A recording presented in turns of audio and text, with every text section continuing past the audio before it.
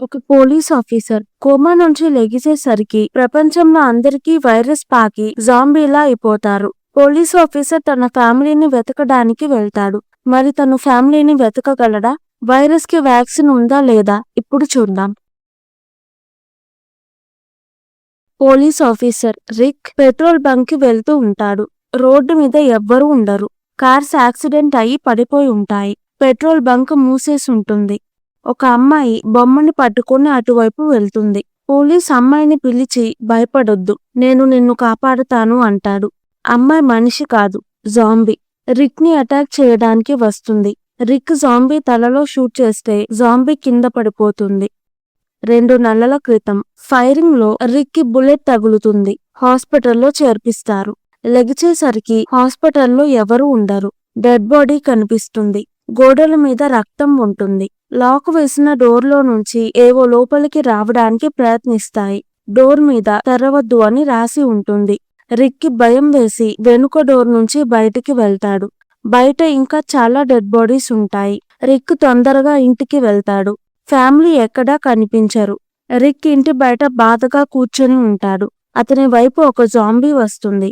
ఇద్దరు వచ్చి జాంబీని తలలో షూట్ చేసి రిక్ ని వాళ్ళ ఇంటికి తీసుకువెళ్తారు.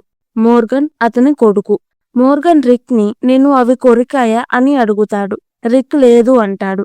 జాంబీస్ పగల కన్నా రాత్రి ఎక్కువ ఉంటాయి. అవి మనుషులని తినడానికి వస్తాయి. మనుషులని కొరికితే మనిషిలోకి కూడా వైరస్ వస్తుంది. జ్వరం వచ్చి చనిపోతారు. కొంతసేపు తర్వాత జాంబీలా లెగుస్తారు. వెలుతురు, శబ్దం బట్టి వస్తాయి. జాంబీని తలలో షూట్ చేస్తే కాని, తల మీద కొడితే కాని చనిపోవు. మోర్గన్ భార్యని జాంబీస్ కొరికాయి. ఆమె చనిపోయి జాంబీ అయి అక్కడక్కడే తిరుగుతుంది. రిక్ ఇంట్లో తన వైఫ్, కొడుకు బట్టలు లేవు, ఫొటోస్ లేవు. రిక్కి వాళ్ళు బ్రతికే ఉన్నారు. ప్యాక్ చేసుకుని ఇక్కడి నుంచి పారిపోయారు అనిపిస్తుంది. రిఫ్యూజీ సెంటర్ లో ఉండి ఉండొచ్చు. సిగ్నల్ ఉన్నప్పుడు మిలిటరీ అందరినీ రెఫ్యూజీ సెంటర్ కి రమ్మన్నారు. అక్కడే వైరస్ కి వ్యాక్సిన్ కనిపెడుతున్నాం అని చెప్పారు. రిక్ గన్స్ తీసుకుని అక్కడికి బయలుదేరతాడు. మోర్గన్ తన వైఫ్ ని వదిలి రాలేడు. మోర్గన్ తన కొడుకు అక్కడే ఉంటారు. రిక్ దారిలో రేడియోలో ఎవరితోనైనా కనెక్ట్ అవ్వడానికి ట్రై చేస్తాడు. కొంతమంది ఊరు అవతల టెంట్ వేసుకొని ఉంటారు. వాళ్లలో రిక్ వైఫ్ లోరీ, కొడుకు కాల్, ఫ్రెండ్ షేన్ కూడా ఉంటారు. లోరీ రిక్ చనిపోయాడు అనుకుంటుంది. షేన్ తో రిలేషన్షిప్ లో ఉంటుంది. రిక్ కార్లో పెట్రోల్ అయిపోతుంది. గుర్రం కనిపిస్తే గుర్రం మీద వెళ్తాడు. ఆకాశంలో హెలికాప్టర్ వెళ్తుంటే దానిని ఫాలో అవుతాడు. జాంబీస్ చుట్టుముట్టి గుర్రాన్ని తినేస్తాయి. రిక్ ఒక చోట దాంకుంటాడు. తన గన్స్ బయట పడిపోయి ఉంటాయి. ఇప్పుడేం చెయ్యాలి అని ఆలోచిస్తుంటే రేడియోలో ఒక అతను కనెక్ట్ అవుతాడు. అతను, అవిప్పుడు గుర్రాన్ని తింటున్నాయి, నువ్వు పరిగెత్తు అంటాడు. రిక్ బయటికి వచ్చి జాంబీస్ ని షూట్ చేస్తూ పరిగెడతాడు. గ్లెన్ అనే అతను వచ్చి రిక్ ని ఇంకొక సేఫ్ ప్లేస్ కి తీసుకువెళ్తాడు. అక్కడ కొంతమంది సర్వైవర్స్ ఉంటారు. రిక్ గన్ షూట్ చేశాడు కాబట్టి ఆ శబ్దానికి చాలా జాంబీస్ వస్తాయి. మేడ మీద డిక్సన్ అనే అతను జాంబీస్ ని షూట్ చేస్తూ ఉంటాడు. డిక్సన్ ని ఆపడానికి వస్తుంటే అతను టీ డాగ్ అనే అతనిని కొడతాడు. రిక్ డిక్సన్ ని కొట్టి హ్యాండ్ కఫ్స్ వేస్తాడు. రిక్ అనుకున్నట్టు రిఫ్యూజీ సెంటర్స్ లేవు, కానీ కొంతమంది సర్వైవర్స్ క్యాంప్ వేసుకొని ఉంటారు. ఇక్కడ ఉండడం ప్రమాదం. రోడ్ నుంచి తప్పించుకోవడం కుదరదు. జాంబీస్ ఉన్నాయి. సూయజ్ నుంచి బయటికి దారుందేమో చూస్తారు. అక్కడ కూడా జాంబీస్ ఉంటాయి. జాంబీస్ తలుపు పగలగొట్టి లోపలికి వస్తూ ఉంటాయి. జాంబీ స్మెల్ ని బట్టి కూడా మనుషులని కనిపెట్టగలవు. రిక్, గ్లెన్ చనిపోయిన జాంబీని లోపలికి తీసుకువచ్చి దాని రక్తాన్ని బట్టలకి పూసుకుంటారు. రిక్ డిక్సన్ హ్యాండ్ కఫ్స్ తాళాలు టీ డాగ్ కి ఇస్తాడు. రిక్, గ్లెన్ బయటికి వెళ్తారు. వర్షం పడుతుంది. వాళ్ళ మీద ఉన్న బ్లడ్ పోతూ ఉంటుంది. తొందరగా కార్ ఎక్కి ఇద్దరూ అక్కడి నుంచి వెళ్లిపోతారు. రిక్ ఒక కారులో బిల్డింగ్ దగ్గరికి వెళ్తాడు.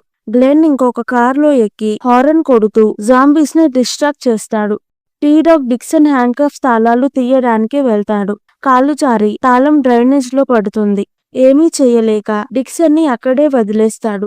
వెళ్లే ముందు డోర్ ని చైన్ తో లాక్ చేసి వెళ్తాడు. అందరూ రిక్ కార్ ఎక్కి వెళ్లిపోతారు. షేన్ వాళ్ళు ఉన్న క్యాంప్ కి చేరుకుంటారు. డిక్సన్ డోర్ దగ్గరికి జాంబీస్ వచ్చేస్తాయి. రిక్ తప్ప మిగతా వాళ్ళు ఈ క్యాంప్ నుంచి సరుకుల కోసం వచ్చారు. రిక్ తన ఫ్యామిలీ, లోరీ, కార్ల్ని కలుస్తారు. రిక్ షేన్ కి నా ఫ్యామిలీని చూసుకున్నందుకు థ్యాంక్స్ చెప్తాడు. రిక్ కి డిక్సన్ ని కాపాడడానికి వెళ్లాలని ఉంటుంది. లోరీ వద్దు, ప్రమాదం అంటుంది. కార్ల్ గట్టిగా అరుస్తాడు. అక్కడికి జాంబీ వస్తుంది. అందరూ కలిసి దానిని చంపేస్తారు.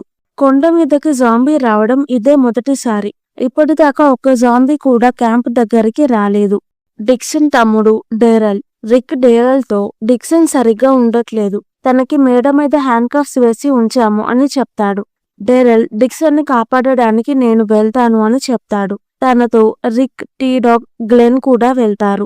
డిక్సన్ ని కాపాడడానికి మాత్రమే కాదు, గన్స్ తెచ్చుకోవడానికి కూడా. షేన్ లోరీ డిక్సన్ మంచివాడు కాదు, అతనిని కాపాడడానికి మీరు రిస్క్ లో పడడం అనవసరం అంటారు. రిక్ వినకుండా టీంతో బయలుదేరతాడు. షేన్ లోరీకి రిక్ చనిపోయాడు అని చెప్పాడు. లోరీ షేన్ మీద కోపంగా ఉంటుంది. రిక్ టీం డిక్సన్ ని కాపాడడానికి వెళ్తారు. అక్కడ డిక్సన్ ఉండడు, కట్టైన తన చెయ్యి మాత్రమే ఉంటుంది.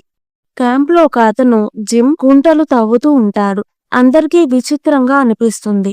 రిక్ టీం డిక్సన్ ని వెతుకుతారు. డిక్సన్ అక్కడ ఉన్న టూల్స్ తో తన చెయ్యిని కట్ చేసి హ్యాండ్ కఫ్స్ నుంచి విడిపించుకొని బిల్డింగ్ నుంచి బయటికి వెళ్ళాడు. రిక్ ముందు గన్ ఉన్న బ్యాగ్స్ తీసుకొని తరువాత డిక్సన్ ని వెతుకుదాం అని చెప్తాడు. క్యాంప్ లో షేన్ జిమ్ తో పిల్లలు ఉన్నారు, ఇలా చేస్తుంటే వాళ్ళు భయపడుతున్నారు అన్న జిమ్ వినడు. షేన్ జిమ్ ని కొట్టి ఆపుతాడు. గ్లెన్ డేరల్ రిక్ బ్యాగ్ తీసుకోవడానికి బయటికి పరిగెడతాడు. రిక్, టీ-డాగ్ వాళ్ళ కోసం కార్లో వెయిట్ చేస్తారు. గ్లెన్ బ్యాగ్ తీసుకొస్తాడు. అంతలో ఇంకొక గ్యాంగ్ గ్లెన్ నుంచి గన్ బ్యాగ్ తీసుకోవడానికి ప్రయత్నిస్తారు. డేరల్ వాళ్ళని ఆరోతో అటాక్ చేస్తాడు. వాళ్ళు గన్ బ్యాగ్ వదిలేసి గ్లెన్ ని వాళ్ళతో తీసుకువెళ్లిపోతారు. క్యాంప్ లో షేన్ జిమ్ ని చెట్టుకి కట్టేస్తాడు. అతని వల్ల ఎవరికీ హాని జరగదు అనిపించేదాకా కట్టేసి ఉంచుతాడు.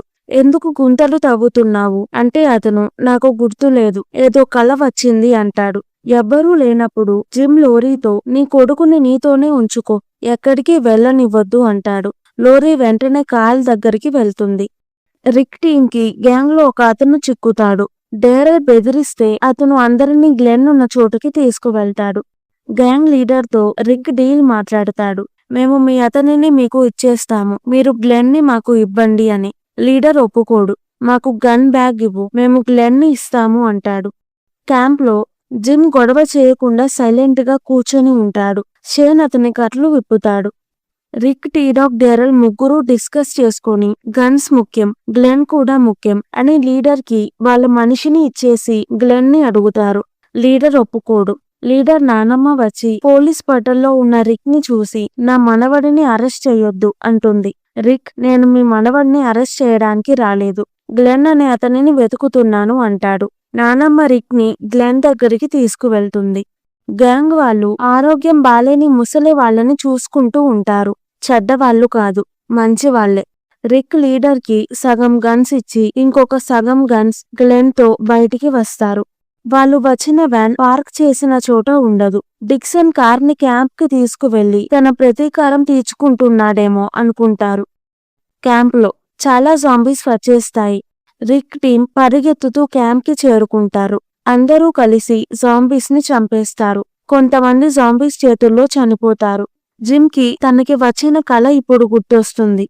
రిక్ తనని మొదటిలో కాపాడిన అతను మోర్గన్ తో రేడియోలో కనెక్ట్ అవ్వడానికి ట్రై చేస్తాడు. మనం అనుకున్నట్టు రిఫ్యూజీ సెంటర్స్ లేవు, అంతా జాంబీసే ఉన్నాయి. కొంతమంది సర్వైవర్స్ టెంట్ వేసుకొని ఉన్నారు. నేను కూడా వాళ్లతోనే ఉన్నాను. నా వైఫ్, కొడుకు దొరికారు. నువ్వు, నీ కొడుకు కూడా ఇక్కడికి రండి, కానీ జాగ్రత్తగా ఉండండి అని క్యాంప్ అడ్రస్ చెప్తాడు. రేడియోలో మోర్గన్ వింటున్నాడో లేదో తెలియదు. రోజూ రిక్ ట్రై చేస్తూ ఉంటాడు. అందరూ జాంబీ బాడీస్ ని కాలుస్తూ చనిపోయిన మనుషులని పూడ్చి పెడుతూ ఉంటారు. జిమ్ ని జాంబీ కొరికింది. టీం జిమ్ ని ఏం చెయ్యాలి అని డిస్కస్ చేస్తారు. డేరియల్ జిమ్ ని చంపేయాలి అంటాడు. Rick center for disease control (CDC) virus కి వ్యాక్సిన్ కనిపెడుతూ ఉండొచ్చు, అక్కడికి వెళ్తే బెస్ట్ అంటాడు. షేన్ అక్కడికన్నా మిలిటరీ బేస్ కి వెళ్తే ఫుడ్, షెల్టర్ ఉంటాయి అంటాడు. జాంబీస్ కొరికిన ఒక ఆమె జాంబీలా మారుతుంది. ఆమె అక్క ఆమెని షూట్ చేసి చంపేస్తుంది. షేన్ రిక్ తో నువ్వు ముగ్గురుని నీతో తీసుకువెళ్లడం వల్ల మన క్యాంప్ లో ఉన్న కొంతమంది చనిపోయారు అని తిడతాడు. రిక్, నేను వెళ్లి గన్స్ తెచ్చాను, గన్స్ లేకపోతే ఇంకొంతమంది చనిపోయి ఉండేవాళ్ళు అంటాడు. జిమ్ ని ఒక రూమ్ లో కట్టేసి ఉంచుతారు. రిక్ లోరీతో జిమ్ ని సిడిసికి తీసుకువెళ్దాం అంటే ఎవ్వరూ ఒప్పుకోవట్లేదు అంటాడు. లోరీ, మాకు భయంగా ఉంది. నువ్వు సిడిసికి వెళ్ళినా అక్కడ వ్యాక్సిన్ ఉందని మనకి ఖచ్చితంగా ఎలా తెలుస్తుంది అంటే రిక్ దగ్గర సమాధానం ఉండదు. రూమ్ లో జిమ్ కి జ్వరం, హెల్యూసినేషన్స్ వస్తాయి, బ్లడ్ వామిటింగ్స్ అవుతాయి. రిక్, షేన్ చుట్టుపక్కల జాంబీస్ ఉన్నాయేమో చూడడానికి వెళ్తారు. రిక్ సిడిసికి వెళ్దామని, షేన్ మిలిటరీ బేస్ కి వెళ్దాం అని మాట్లాడుకుంటారు. చిన్న గొడవ అవుతుంది. అటు నుంచి శబ్దం వస్తే రిక్ అటువైపు వెళ్తాడు. షేన్ కోపంతో దూరంగా ఉన్న రిక్ కి గన్ గురి పెడతాడు. అది ఒక అతను చూస్తాడు. షేన్ అందరితో, నేను రిక్ ని నమ్ముతాను, తన ప్లాన్ కి ఒప్పుకుంటున్నాను, రేపు పొద్దున అందరం సిడిసికి బయలుదేరదాం అంటాడు. నెక్స్ట్ రోజు పొద్దున రిక్ రేడియోలో మోర్గన్తో, మేము సిడిసికి వెళ్తున్నాము, మీరు అక్కడికి రండి అని చెప్తాడు. మోర్గన్ కోసం ఆ ప్లేస్ లో సిడిసికి వెళ్తున్నాం, ఇక్కడ సేఫ్ కాదు అని రాస్తాడు. ఒక ఫ్యామిలీ రిక్ వాళ్ళతో కాకుండా వేరే చోటుకి వెళ్తారు. రిక్ వాళ్ళకి ఒక గన్ ఇచ్చి, మీ నిర్ణయం మార్చుకుంటే మాకు రేడియోలో చెప్పండి అంటాడు. కొంతమంది సిడిసికి, ఇంకొంతమంది వేరే చోటుకి వెళ్తారు. జిమ్ పరిస్థితి బాలేదు, నన్ను ఇక్కడే వదిలేయండి అని అడుగుతాడు. అందరూ బాధగా దారిలో జిమ్ ని చెట్టు కింద పెట్టి వెళ్తారు. ఇంకొక చోట ఒక అతను సైంటిస్ట్ ఎడ్విన్ వ్యాక్సిన్ కనిపెట్టడానికి ట్రై చేస్తూ ఉంటాడు. చిన్న పొరపాటు వల్ల శాంపుల్స్ అన్ని కాలిపోతాయి. ఇప్పుడు రీసెర్చ్ చేయడానికి ఏమీ లేదు. తను అండర్ గ్రౌండ్ బంకర్ లో ఉన్నాడు. బయట ఏం జరుగుతుందో తనకి తెలియదు. ఎవరైనా బ్రతికి ఉన్నారా లేదా అందరూ జాంబీస్ లా మారిపోయారా అన్న విషయం కూడా తెలియదు. రిక్ టీమ్ సిడిసికి చేరుకుంటారు. బయట చాలా డెడ్ బాడీస్ ఉంటాయి. సీసీ కెమెరాలో ఎడ్విన్ కి రిక్ వాళ్ళు కనిపిస్తారు. షటర్ మూసేసి ఉంటుంది. జాంబీస్ వచ్చేస్తాయి. అందరూ వెళ్ళిపోదామంటే రిక్ అక్కడే ఉంటాడు. కెమెరా కదలడం చూసి, మమ్మల్ని లోపలికి రానివ్వండి, ఆడవాళ్ళు, పిల్లలు ఉన్నారు, వ్యాన్స్ లో పెట్రోల్ లేదు, మేము ఎక్కడికి వెళ్ళలేము అని అడుగుతాడు. Edwin shelter తెరుస్తాడు. వైరస్ వచ్చిన రోజు మిలిటరీ హాస్పిటల్లో అందరినీ చంపేస్తున్నారు. షేన్ రిక్ కోసం హాస్పిటల్ కి వెళ్తాడు. రిక్ కి వైర్స్ పెట్టి ఉంటాయి, అన్ని మెషిన్ కి కనెక్ట్ అయ్యి ఉన్నాయి. షేన్ కి రిక్ ని ఇక్కడ నుంచి తీసుకువెళ్తే వైర్స్ డిస్కనెక్ట్ అయ్యి రిక్ చనిపోతాడేమో అని భయం వేస్తుంది. రిక్ తో, నువ్వు బ్రతికి ఉంటే లెగువు అంటారు, కానీ రిక్ అలానే పడుకొని ఉంటాడు. సడన్ గా మెషిన్స్ పేలిపోయి కరెంటు పోతుంది. షేన్ రిక్ హార్ట్ బీట్ వింటాడు, ఏమీ వినిపించదు. రిక్ చనిపోయాడని షేన్ అక్కడి నుంచి వెళ్ళిపోతాడు. ప్రెసెంట్ టీం అందరూ సిడిసిలోకి అడుగు పెడతారు. ఎడ్విన్, ఎవరైనా ఇన్ఫెక్ట్ అయ్యారా అంటే రిక్, మా గ్రూప్ లో ఒక అతను అయ్యాడు, కానీ ఇప్పుడు మాతో లేడు అంటాడు. ఎడ్విన్, ఫ్రంట్ డోర్ లాక్ అయితే ఇంకెప్పుడూ తెరుచుకోదు అంటాడు. రిక్ సరే అంటాడు. ఎడ్విన్ డోర్ క్లోజ్ చేసి, అందరికీ బ్లడ్ టెస్ట్ చేస్తాను అని అండర్ గ్రౌండ్ బంకర్ కి తీసుకువెళ్తాడు. సిడిసిలో ఎడ్విన్ తప్ప స్టాఫ్, డాక్టర్స్ ఎవ్వరూ ఉండరు. ఎడ్విన్ ఒక్కడే ఉన్నాడు. వైరస్ వచ్చిందని తెలిసాక కొంతమంది వాళ్ళ ఫ్యామిలీ దగ్గరికి వెళ్లారు. ఇంకొంతమందికి ధైర్యం లేక సూసైడ్ చేసుకున్నారు. ఎడ్విన్ ఒక్కడే ఇక్కడ ఉండి వ్యాక్సిన్ కనిపెట్టడానికి ట్రై చేస్తూ ఉంటాడు. ఎడ్విన్ అందరి బ్లడ్ శాంపిల్స్ తీసుకొని వాళ్ళకి భోజనం పెడతాడు. బ్లడ్ టెస్ట్ చేశాక ఎవరికీ వైరస్ లేదు అని తేలింది. షేన్ ఆల్కహాల్ తాగి లోరీని బలవంతం చెయ్యబోతాడు. లోరీ షేన్ ని గోర్లతో అటాక్ చేస్తే షేన్ వెళ్ళిపోతాడు. ఎడ్విన్ జాంబీ కొరికిన అతని బ్రెయిన్ స్కాన్ చేశాడు. వైరస్ బ్రెయిన్ లోకి వెళ్లి మనిషి చనిపోతాడు. వైరస్ మనిషిని మళ్లీ బ్రతికించి జాంబీలా చేస్తుంది. ఎడ్విన్ కి వైరస్ గురించి తెలియదు. మనిషి చేశాడా, ప్రకృతి వల్ల వైరస్ వచ్చిందా అన్న విషయం కూడా తెలియదు. వ్యాక్సిన్ కనిపెట్టలేడు. సిగ్నల్స్ లేక వేరే బ్రాంచెస్ కి కాల్ చేయలేడు. తనలాగా ఇంకా సైంటిస్ట్ ఉన్నారా లేదా అని తెలియదు. గంటలో జనరేటర్లో ఫ్యూయల్ అయిపోతుంది. చిన్నగా ఏసీ లైట్స్ ఆగిపోతాయి. రిక్ టీంతో, ప్యాక్ చేసుకోండి, మనం ఇక్కడి నుంచి వెళ్ళిపోవాలి అని చెప్తాడు. ఎడ్విన్ డోర్ క్లోజ్ చేస్తాడు. అందరూ లోపలే ఇరుక్కుపోతారు. ల్యాబ్ లో బయటికి వెళ్ళకూడని వైరస్ ఉన్నాయి. అందుకే ఫ్యూయల్ అయిపోగానే ల్యాబ్ మొత్తం పేలిపోవడానికి సెట్ చేశారు. ఆపడం కుదరదు. రిక్ టీం చనిపోతాము అని భయపడతారు. అరగంటలో బాంబ్ పేలిపోబోతుంది. రిక్ ఎడ్విన్ ని కన్విన్స్ చేసి డోర్ ఓపెన్ చేపిస్తాడు. రిక్ టీం అందరూ బయటికి పరిగెడతారు. ఎడ్విన్ అక్కడే ఉంటాడు. ఎడ్విన్ తో రిక్ టీంలో ఒక ఆమె కూడా అక్కడే ఉంటుంది. జాంబీస్ చేతుల్లో కన్నా నేను ఇక్కడే చనిపోతాను అంటుంది. రిక్ టీమ్ అడ్డు వచ్చిన జాంబీస్ ని షూట్ చేస్తూ కార్ ఎక్కుతారు. ల్యాబ్ పేలిపోతుంది. రిక్ టీమ్ ఇప్పుడు ఎక్కడికి వెళ్తారు? ప్రపంచం మొత్తం జాంబీసే ఉన్నాయి. వైరస్ కి వ్యాక్సిన్ ఉందా లేదా? నెక్స్ట్ పార్ట్ లో చూద్దాం.